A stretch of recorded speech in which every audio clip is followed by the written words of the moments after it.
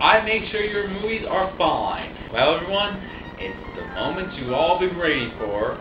Finally, in my hands, I hold the final installment to our Fanfic Marathon. Thank God, because I'm starting to really get tired of this series. And if you watch the other videos, then you'll see why. Okay, well, let's start by reading Land Before Time, Journey Across Time, number 4. Once, 10 years ago, a time rift appeared, and a teen was engulfed in that rift.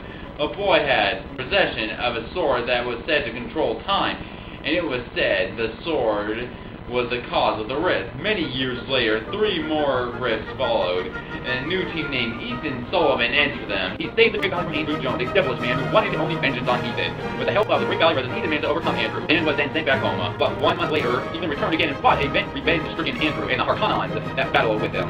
After that, Andrew was defeated a second time. Again, exactly 1 month after those events, Ethan returned a second time. But this time, Andrew managed to connect the 2 worlds. And this time, Andrew has an army of his own. But once again, Ethan prevailed. It was destiny, and now 2 months later, the story continues. Okay, we're gonna have a long one on our hands, aren't we? You ruined my life! Said Andrew's father, who evidently had caught Ethan attempting to break into and search Andrew's house. Wait, what is he doing in Andrew's house? Oh, who cares? No, I never ruined anyone's life. Andrew did, Ethan retorted. My son would never do such a thing, Mr. Jones yelled furiously.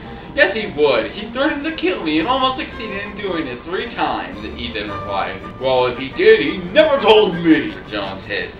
Can I leave now? Said Ethan. No, you may not, Mr. Jones yelled. That's just too bad, Ethan said. Then he ran out the dining room and into the living room. Adios, amigo, he yelled as he escaped through the window. No, get back here, Mr. Jones demanded. Ethan was already darting between houses in the street below. It was dark, and the moon little more than a silver in the cold night sky. Once safely back to his house, Ethan turned the TV on to the news and watched as memorized as the local reporter continued. This is the 4th time it happened. We're seeing a lightning in what looks to be a wormhole, said one news reporter.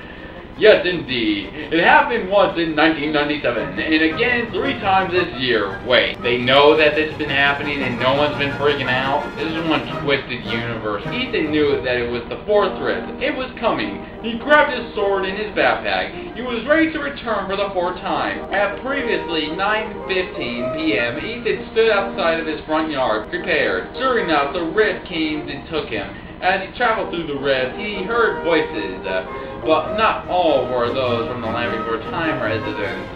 He heard others. Yeah, I'm gonna skip this once again because it's gonna make no sense anyway unless we read on. Okay, here we go again. Fuck, I didn't have anything important to start with.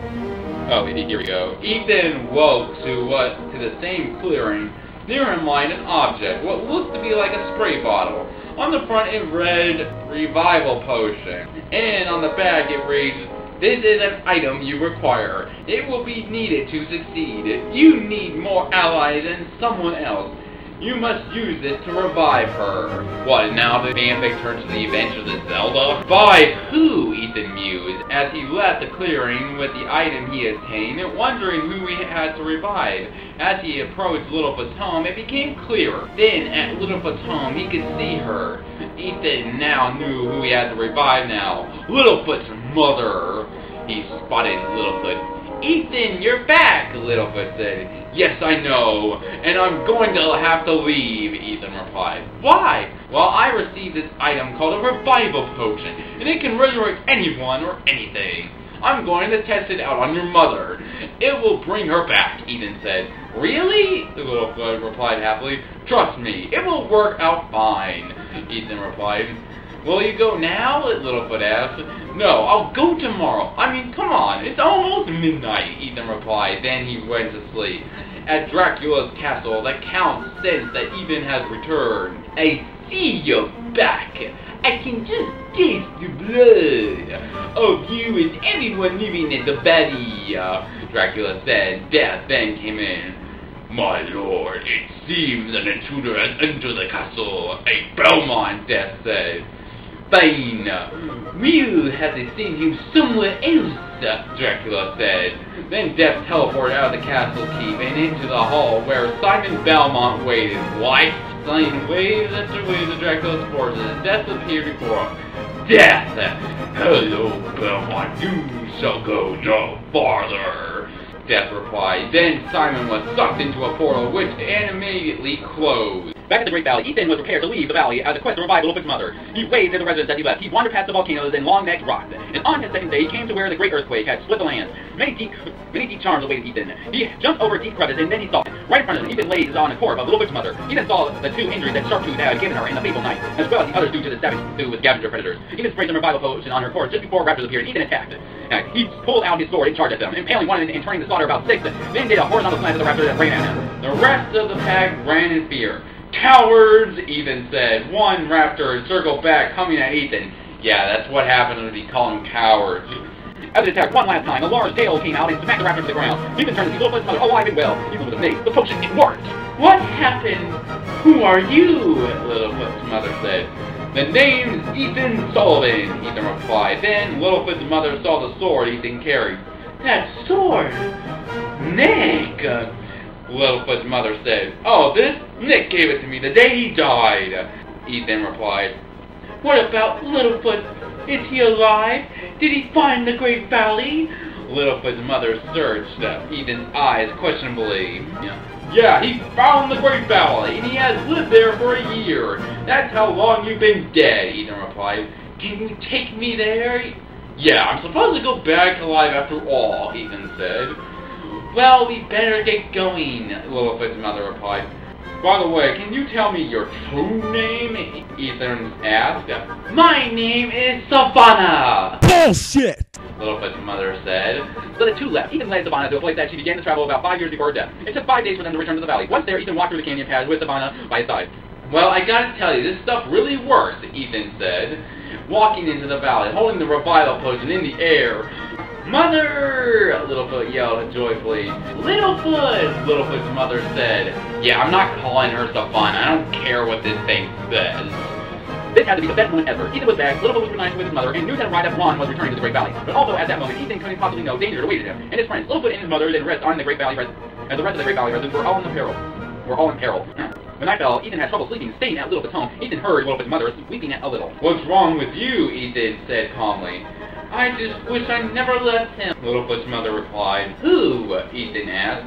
Bron, he could be dead and I let Littlefoot sneak off, Littlefoot's mother replied. He isn't dead. He came here before. Do you realize that if Littlefoot didn't sneak off, someone would have died anyway? Sarah would have snuck off alone, and the Tyrannosaurus would have killed her. On that night, you died with honor, Ethan said. Yeah, that's a great way to cheer someone up, telling them that they died. Thank you, Littlefoot's mother said. She nuzzled Ethan and fell asleep. The next morning, Ethan woke up and walked towards the center of the valley to greet everyone.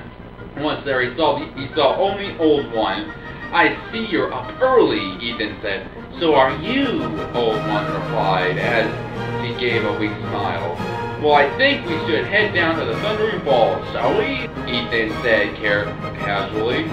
Yes, Old One replied. Once at the Thundering Falls, Ethan and the Old One found something out of the ordinary. They heard what sounded like a carnivore. Old One, I'm going to check that out, Ethan said. So are we, a voice announced. Ethan turned and saw Littlefoot, Sarah, Ducky, Petrie, and Spike. You might need help, Sarah said. Sure, you guys can tag along, Ethan said. It's dangerous. I'm coming with you as well. Okay, but I don't think you can make it alive, Ethan replied, although his words were harsh and really just trying to protect Old One from the danger he knew they might find. They headed towards the forest. Once there they searched. Be cautious, Ethan warned them. Suddenly, a rhythmic thump sounded. Oh no, not again, Ethan said. A T-Rex walked slowly towards them. Ethan pulled out his sword and engaged the monster one-on-one. Old One prepared to strike the Tyrannosaurus with a tail whip, but the T-Rex struck Ethan with the tail first, knocking him in the Old One's side. The gang shook with fear as the T-Rex glared at them. Suddenly, Ethan remembered something. Don't move! It can't see you if you don't move! Yeah, hold on a second, I have to do something.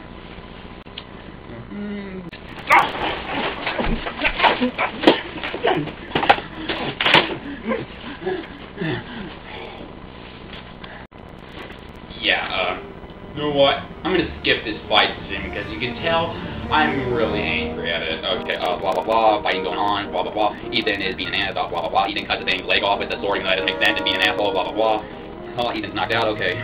Okay, here we are.